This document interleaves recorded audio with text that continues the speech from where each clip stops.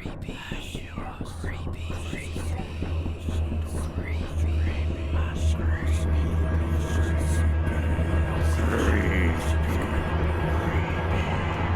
Shh. Creepy. Culture. Hello, and welcome to Creepy Culture, CM Life's scariest podcast, where we discuss horror movies, video games, music, and more. I'm your host, Stephanie Chipman. And I'm your host, Tyler Clark, and today we are going to talk about true crime and crimes that are real and movies have based their killers off of them. It's basically how true crime inspires this horror culture. And sort of the fascination with true crime and why it has blown up in recent years. Honestly, I think part of it is because of the film, right? Because we have all these films that start with based on a true story. Like There's nothing the more Texas chilling. Chainsaw Massacre. Yeah, or The Exorcist, right?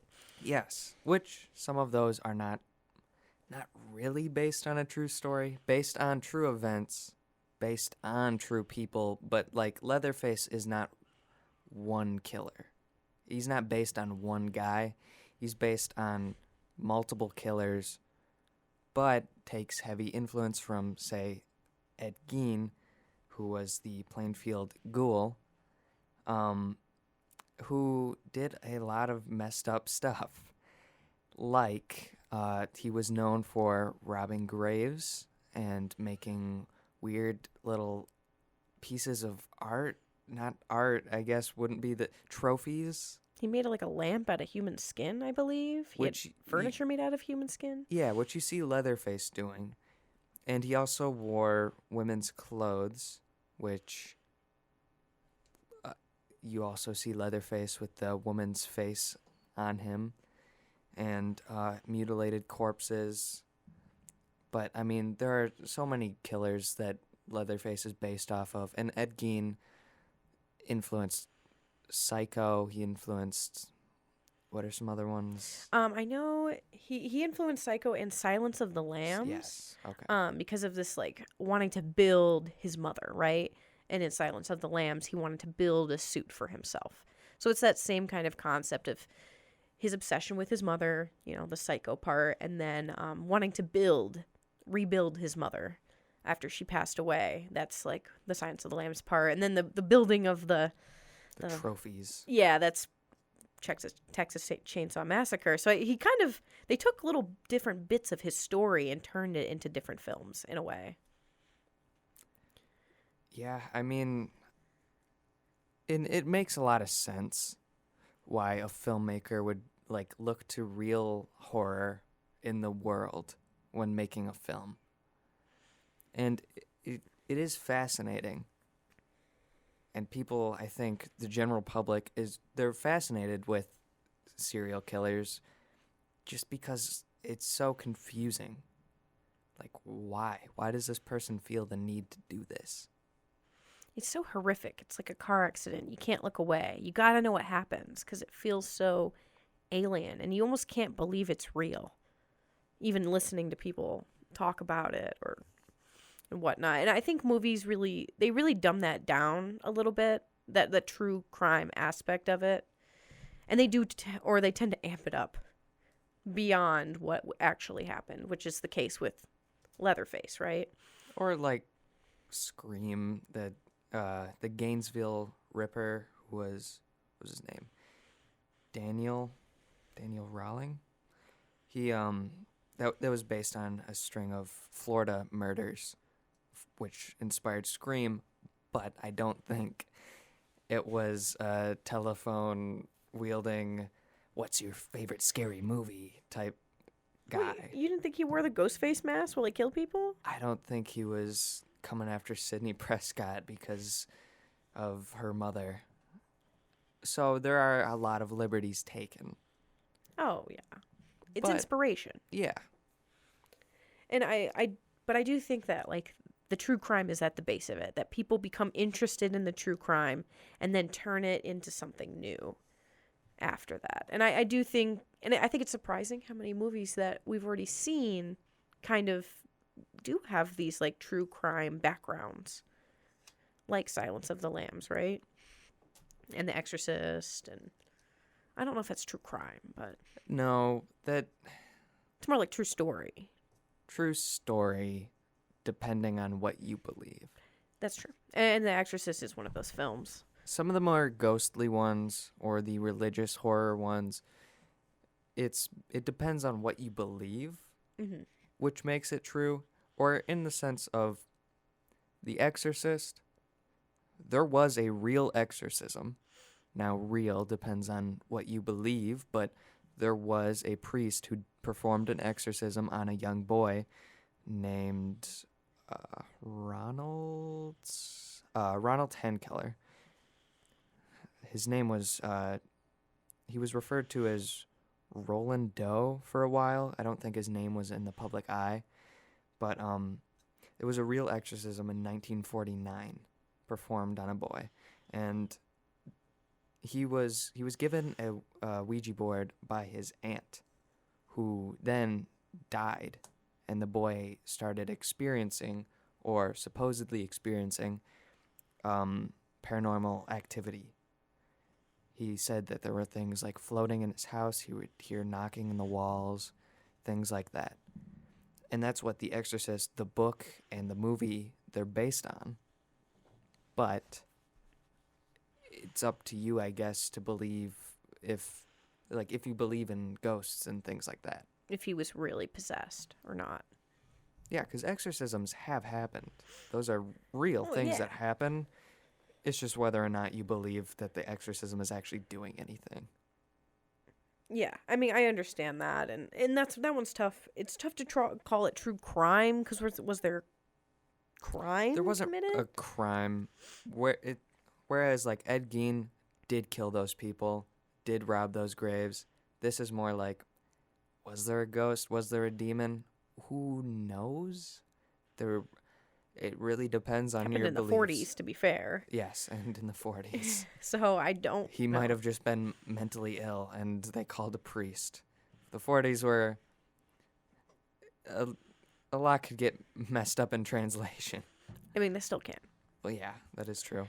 But it's interesting to see where these movies come from, and and the true crime doesn't just stem from there.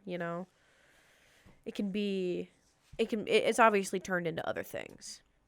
And I'm not as dialed into true crime as you are. I know you like to watch some of the things. I really I fell in love with Forensic Files, and that's like kind of the old one, like the original true crime show, right? I've seen all the episodes. I hate to brag about it because Oh. I don't remember very many of them. There's so many and they're all different. And I am one of those people that I prefer to watch solved mysteries. It's really hard to like watch an entire story or listen to an entire story and them really, it plays with your empathy. And then at the end, they still haven't solved it. They don't know who did it. Right? Like the Zodiac killer, they only just figured out who they think it is, and he's already dead. Like what kind of justice is that?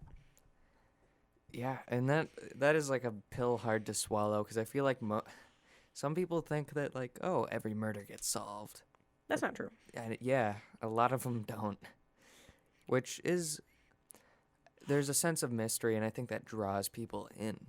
Oh yeah. A lot of the times, yeah. And I think the sense that it could happen to us. And we have to believe that it won't, especially after watching stuff like that, but it could. It could very easily happen. I was saying to the girls in the office the other day that, like, you always have to expect to be attacked because it always happens when you least expect it. So if you always expect it, it won't happen. It's a joke, obviously, but just, it puts you on your toes, right? Watching this kind of stuff. Which is why I think true crime, things like that, do well as podcasts, do well as late night TV type things. But things like The Conjuring, which are like true stories, as in Ed and Lorraine existed and they thought they were hunting ghosts. Whether they were or not. Yeah, that's not up to me. I have my beliefs. But they were real. they were real people and they've been on TV. But I feel like they do better as movies because like you can listen to their books or and whatnot, but you don't know what actually happened. Whereas in a movie, they can sort of show you. Like, you can have the nun coming out of the paintings and stuff. But, like, real serial killers actually murdered those people. You have tangible evidence and people who, like, corroborate the stories. So, I think there's sort of a divide there. There is. And, I don't know. I think you're right. Some things do work better visually. I think sometimes it's easier to tell a story, even if it's not 100% accurate, in a visual way. Especially stories like that, where you really can't get the full story. You can't understand it in the full way that, the people that experienced it did, without the help of a little bit of, fiction. Yeah. But I don't mind that. I mean, I find it fascinating that, like, Ed and Lorraine Warren, they believed what they were doing. I have no doubt about that. No, I mean, that's pretty serious stuff going on TV, saying you're a ghost hunter. Yeah, and they had their museum of all of the things that they found with the original Annabelle doll. Who was actually she was an Anne, right? She was a Raggedy Ann.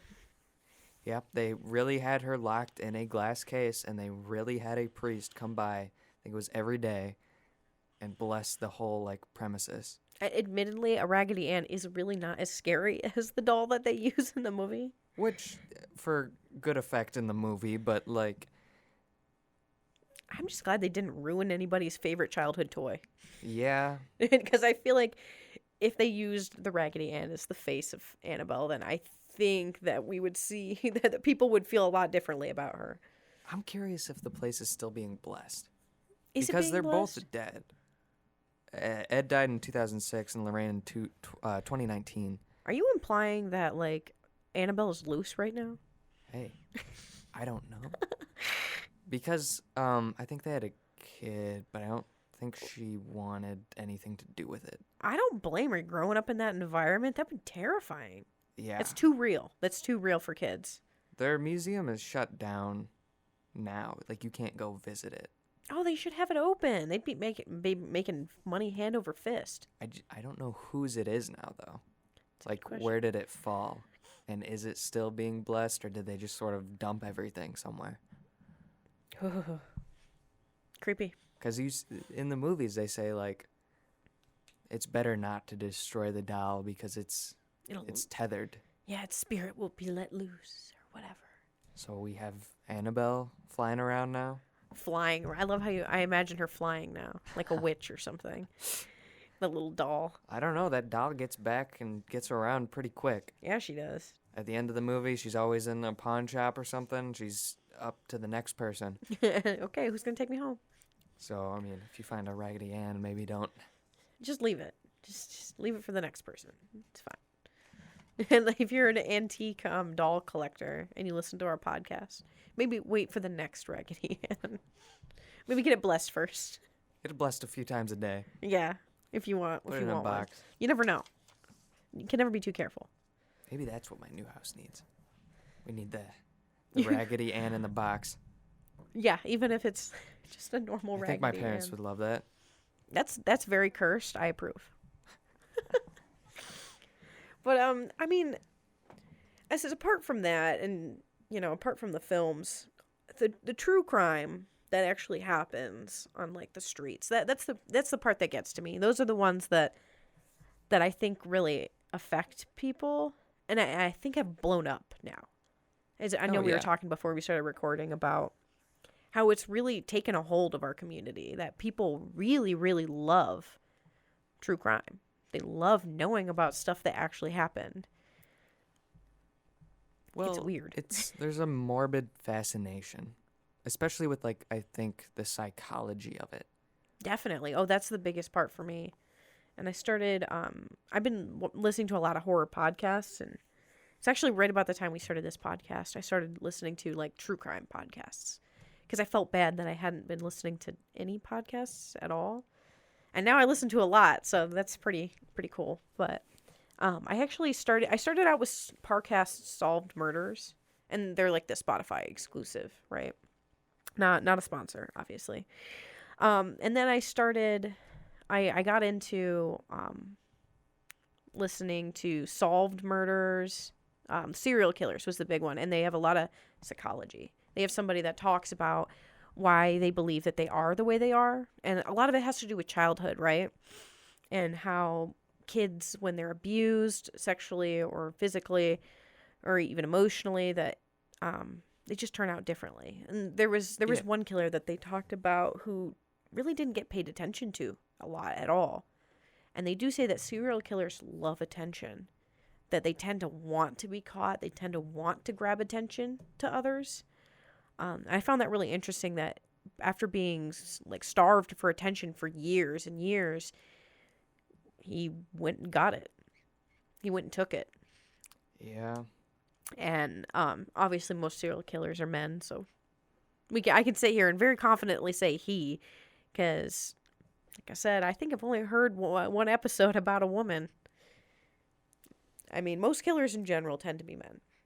I don't mean to call you out, Tyler. Okay. You're not a murderer. All right. Hold on now. Tyler is not a murderer. But yeah, statistically, yes, you are correct.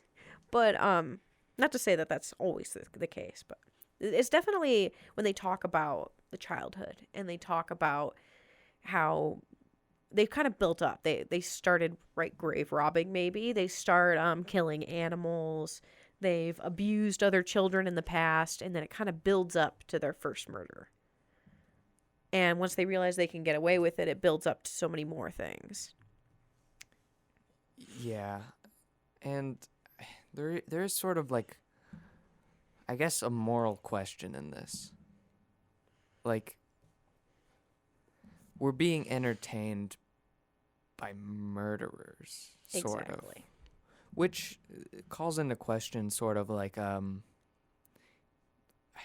we giving them too much credit? Are we giving them too much attention that they crave? They did this for attention, and they're getting it.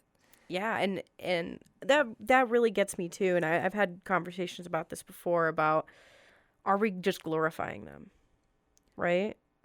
But it's not about them. It's about the people that they murdered, and glorifying them and giving them, being like, these were people. They had families, they had lives, like, and their lives were cut short for no reason. No good reason. There is no good reason to kill somebody. So that part, we have to, I feel like it's part of my job to learn about these people, to learn from the situation, and to like allow their memory to live on. They deserve that. They died in the most horrific way that you could ever die. They deserve to at least be known and their story to be out there. Yeah, I mean, I agree with that, but there are some podcasts where I've seen where they sort of glorify the killer too much. Oh my gosh, yeah. I have, and I won't say any names, so I have had friends that have had crushes on serial killers, and I think that is the most bizarre thing. Oh, what was the one that everyone was? What, Teddy Bundy? Ted Bundy? Yeah. I don't get it. Why? He's not cute. Let's be honest. He's not, not fight only me that, in the comments. he is a murderer. I just don't understand the appeal with Ted Bundy. I don't get it. I don't understand why people are glorifying a killer and calling them attractive. I mean, it's just kind of horrific. And the worst part is, Tyler, that it's not new. That, like, attractive women attended the actual, like, court cases because they had a crush on him, like, at the time. Right? This is not like a new thing. This is something that's been going on for a while now. And I think he's probably one of the most attractive serial killers, sure. But I think it's not about that. I think it's a sexual thing. Yeah. I think it's violence and sex sometimes cross over. And a lot of serial killers have that problem, that they do tend to like cross those over. And it's kind of a taboo subject, obviously. But yes, I think that's part of it, is that they're like, oh, I wish he had murdered me, but not literally. I don't know. It's just weird That's to just my hear those guess. people, and then it's like, no, he killed them. No, he actually did, though. No, he killed those people. Yeah, and that doesn't make him a good person, and I don't think that they think that he's a good person. I just think they get off on the idea of him, Yeah. right? It's not, I don't think they're terrible people for, like, being part of this, and it's the same thing with, like, you and me, though. People think that we're terrible people because we talk about the devil, or that we, like, wear ghost merch, or, you know, horror things. They come on, make the devil's assumptions fun. about us, but we like the aesthetic of horror, the aesthetic of, like, the idea of things, not necessarily the reality of it. Yes, but the killers I like are fictional, completely. Yes, and they might be based on real people, but they certainly aren't real people. It's where I draw the line, I think. And you know, and we were talking about this too before we were recording. We tend to do that a little bit. And we basically, like, record a whole episode without recording it before we record our episodes. You The gotta amount be of there. times we say, save it for the podcast. Geez, stop talking. We can't talk about horror unless we're in the podcast room. But we were talking about the movies, right? The shows. Forensic Files is really cut and dry. It is very, like, here's what happened. Here's a dramatic reenactment. Here's, like, all of these technical things that show you how they fell down the stairs and all the forensic behind it. So it's a little bit more cold, I would say. Less emotion, less picking sides, although there is a clear side. Oh, of course. There's always a side. They're always on the victim's side. And Well, they do interview the actual family members and stuff, and that it does kind of give away the murderer. Do they ever interview the killer? I think they have in the past, because most of the time when you watch it, they interview people as they go, and you kind of get an idea of who it's going to be because it's the one person they don't interview. But there has been an occasional episode where they'll, like, pan out and you'll see that they've been interviewing them in the prison, right? Stuff like that, but not normally. Probably because they declined to talk about it. I don't blame them for that. You know, why would you want to be on a show like that? I don't know. I mean, some of them, They do. They Some love of them the have, attention. right? Or, you know, they've died or whatever.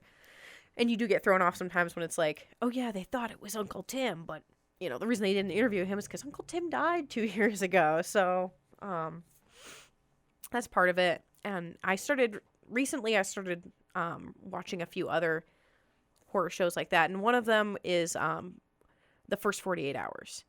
So, and that one is really hard to watch, like, emotionally, because it's about, have you seen it before, The First 48 No. Hours? It's basically on the premise of the first 48 hours of somebody being murdered or someone going missing is the most important. If you don't find any clues or any leads in those first 48 hours, or you don't solve the case in the first 48 hours, the likelihood of it being solved goes down drastically by the minute. yeah, I've heard of that. So that's what the whole premise is, and it basically follows, like, real life detectives in solving a case in 48 hours with the timer. And it's a little bit hard to watch because you know that they have these, like, cameras in front of these people's faces, and there is one of the episodes I watched, they've told this woman that her sister was murdered. And, like, she's on the street, they're at, like, the scene of the crime, and they tell this woman, your sister's dead.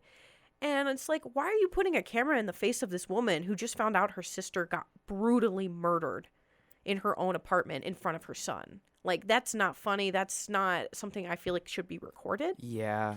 But I also see it from a standpoint of, like, they're trying to help her. And the show is, like, giving them the platform to, like, get more help for the case. I get that, but some of that does seem exploitive.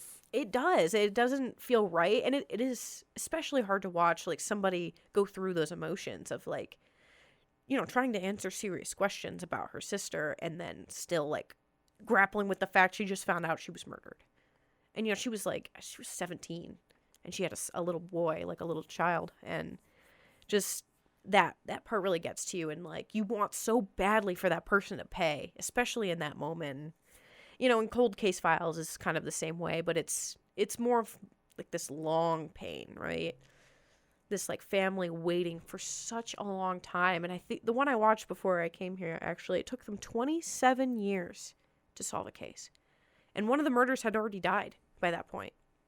And the other murderer was, like, on oxygen. He was, like, an old man. Like, it was just, it's so sad to see how much it hurt that family for such a long time, especially since they thought one of, like, the family members was the murderer for years. Like, the whole community thought it was him, and he had to live with that, even though it was never him. So there's a lot of emotional stuff that come with it. And there's I don't know, you'd think it'd be scary sometimes, and sometimes it is scary, but most of the time it's just sad. Yeah, I mean, those cold case files, I mean, you found the killer, but too little too late. I don't know, the wound just feels so deep, and it's like, at some degree you're like happy that at least it's over. And I can't speak to it. That's never happened to me. But I don't know, they make you feel like you feel their pain a little bit. Yeah, I mean, you take the emotional ride with them, not to their degree. No, God, no. At all. 27 years to find out who murdered your grandparents? Yeah, it's a long time. Yeah, and I mean, just the thought of them being free for like 20 some years. Yeah, they got to have a life. Yeah, I mean, that's awful. And there are a lot of people that are very like parasocial about that.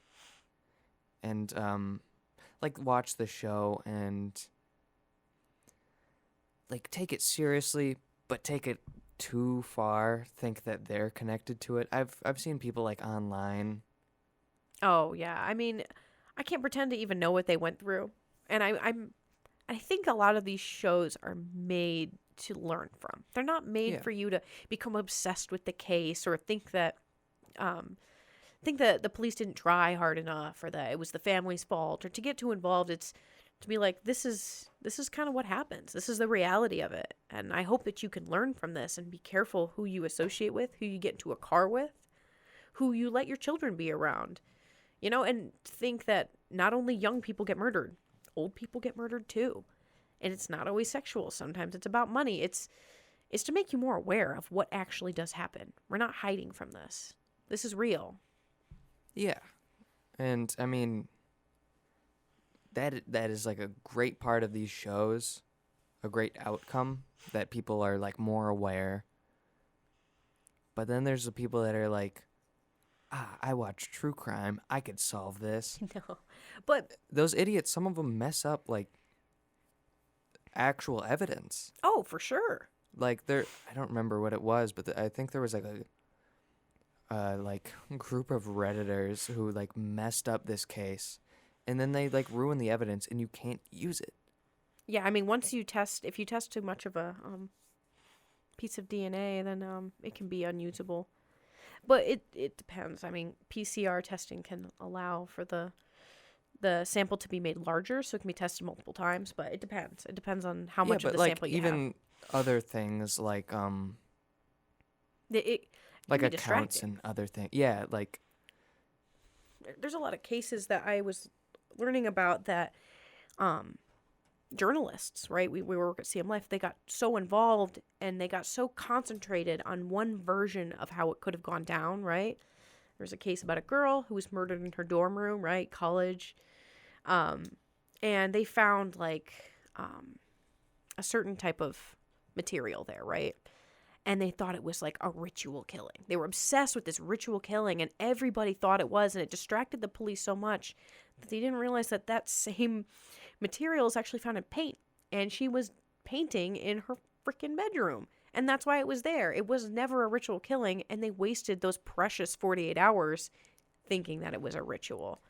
So I can see how people can be distracting, and it's not helpful. It's not helpful thinking that you know how it all went down, because you don't.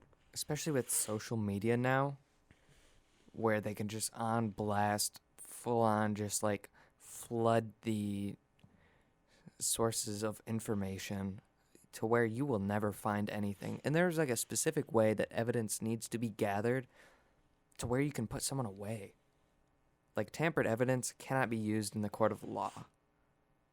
So some wacko tries to like break in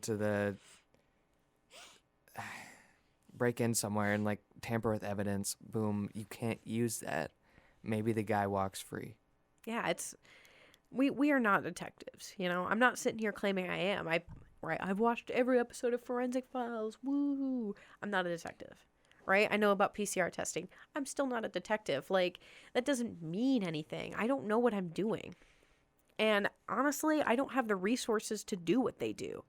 What they do is very, very serious. It's very, very educated. They talk to everybody. They know people's, like, the way that they hold themselves, the way that they say things. They know all about that.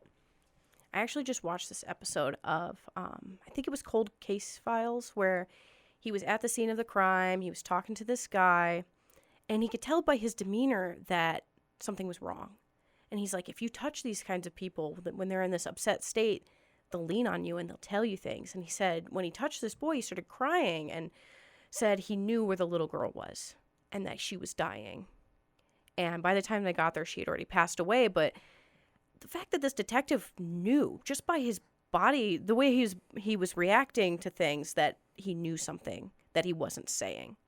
Well, they're trained for that. That's their profession. So Exactly. to think that some internet people can match them is insane. It's ridiculous. And, you know, and I myself, I'm like, oh, I know who the killer is. And it's fun to watch a horror movie and try to guess who the killer is. But that's not real life. You can't apply that to real life. And even though sometimes people can be helpful in coming up with theories that maybe the police didn't think of, it doesn't mean that you should insert yourself into these cases. Yeah, if you want that, watch Scream. Don't. Maybe Yeah. stay away from the true crime. Yeah, and I don't know, enjoy true crime, but don't try to insert yourself into it. Or, you know, you can come up with ideas and maybe try to help the police, but don't overdo it. don't go over the top. Or idolize the killers. That is Yeah, please don't. awful. Yeah, let's idolize the people who passed away that should have had longer lives. Or the people that found out who the killer was. Right, The yeah. detectives. The people who helped, or the family members that have survived. And it's very much more serious than what we normally talk about, but I think there's a lot of like horror, true horror that comes along with watching these shows, because we do feel affected directly, like it really could happen to us, but there's a lot of sadness. It's mostly sadness. Well, in movies, it's like, this could happen to you. But true crime, it did happen to someone. Yeah, like when you start an episode of like haunted places, and it's about CMU and how there's places that are haunted at CMU, and you're like, what? It happened here? People died here? But I don't know if CMU is that haunted. it's not. It's not haunted. But just like right, I watched a Solved Murders episode where it happened in Lansing. And there's a murder that happened in Lansing. I was like, oh gosh, it's in Michigan. Like I could die. It could be me. It could be you. Stay at Lansing. Yeah, right? Stay out of Lansing, Tyler. Oh, man. But yeah, I mean, I think there's a lot of, if you're interested in like really knowing about the case in depth, watch Forensic Files, watch Cold Case Files, if you're ready to see all of it. Yeah, and do it respectfully. But if you want something that's a little bit more cold cut, Parcast is really cold cut. They really just tell it how it happened, but they don't give you too much. It just depends on what you're looking for, too. But yeah, I definitely recommend the podcasts if you don't want to get too sad. I do cry when I watch some of the episodes. It's kind of embarrassing, but Well, I mean, it's hard. They're pretty horrific. Especially with the kids. When they talk about kids, that's so much more difficult to talk about and to listen to and to hear from their families. Yeah, I mean, you see like how affected they are, and it's easy to self-insert in the sense that like, oh, if this happened to me, I would be broken. And I did watch an episode about a child that died, and her stepdad kept talking about the way that his wife cried, and he said there's no other cry like it. Like, it's such a human, soul-wrenching cry of a mother losing her child. Like, and just listening to him say that he's heard that cry multiple times now because they've helped other people try to find their children. It's very sad. Yeah, I mean, I've heard things like that. I think of the Hereditary mom crying. That's how I imagined it as well. Because that is very realistic, I feel. Oh, definitely. I as we talked about in the A24 episode, those are very emotional movies. And I like that. I like that they feel more real. Even though it's hard. It's still hard to watch and very heart-wrenching, but part of horror is sadness. I don't think that you can, enjoy a horror movie without being scared and sad for the people who die. And, watching a horror movie and you have a favorite character and you're like, oh, I don't want them to die. I don't want them to die. And then, It's a lot easier with the Friday the 13th where, all right, maybe some of them can go. I was like, we watched Hoax, the Bigfoot horror movie. Oh, Very yeah. good. I like the classic tropes because that's the kind of films that I like. But I was like, no, don't kill Hutch. Don't let him die. Like, he's my favorite character. It's fine. It's fine. I'm not mad. But it was sad. I was very sad. And I think that's part of it. Murder's sad. We're not heartless just because we like horror. Yeah, I mean, there's a big divide, I think, between, like, watching Nightmare on Elm Street and Freddy killing people the goofiest ways imaginable with TVs and such, but true crime, yeah, definitely hits a lot harder. Well, and it's different. True crime you don't see the murder. It kind of leads you through it. They kind of explain what happens. But then, in horror movies, you actually see it. You don't see the aftermath. Whereas, if you're watching Cold Case Files, it's mostly just aftermath. And that's so much sadder than the actual murder. But yeah, I'm sorry. I didn't mean to get so sad on you again. I mean, that's what this episode was a little bit. It was more just a look into the true crime. Yeah, and kind of this obsession with it, because I obviously have this obsession with real life horror, real life crime, and just kind of how crazy it can be, and how unthinkable it is, and how so many of these situations are things that you've done, right? We were just talking about, how our parents have forgotten us at practice before, right? My dad forgot me at drama practice. And, and it wasn't a big deal. He remembered, he came pick me up a half an hour late, whatever, or I walked home. And in this one girl's case, she didn't have that opportunity, Yeah. And it puts us in these situations where I've actually been through this before. I've actually, walked home by myself, right? And I didn't get murdered. But, that's not always the case. And so that is the true horror. It's so much more deeper and so much more real. I think that's why people really identify with it. Yeah, and there was some sort of statistic to where at least once in your life you will walk past a murderer. Yeah. Ugh. And you'll never know. They fake so well. They have taught themselves how to be normal. Or maybe, I mean, in my case it's already happened, but in other people's cases maybe not. Maybe you won't know who they are. But yeah, I don't even know what we would do for I wasn't even thinking about a last kill for this episode, but I don't think there is maybe one of the movies we talked about. I mean, I think mine would be Forensic Files. I love fair. Forensic Files. There's so much to learn there, especially about forensics in general and how mysteries are solved. And there's some entertainment value and some really interesting stories to find there. I would say research Ed and Lorraine Warren, who are portrayed in The Conjuring, but were actual real people, and go read one of their books. See what they looked like. They're not as the actors that they picked were quite nice to them. Yeah, I don't think Patrick Wilson looks anything like Ed, but it is fascinating to read their books. They read more like Goosebumps books sometimes, but it's fun to see where that came from. Yeah. So your last kill's what, The Nun? I'm just messing with you. Hey, I love that movie. I loved it too, to be honest. All the movies are good. Not quite as good as some of the others, but I liked it. Same. Well, good pick for Final Kill then.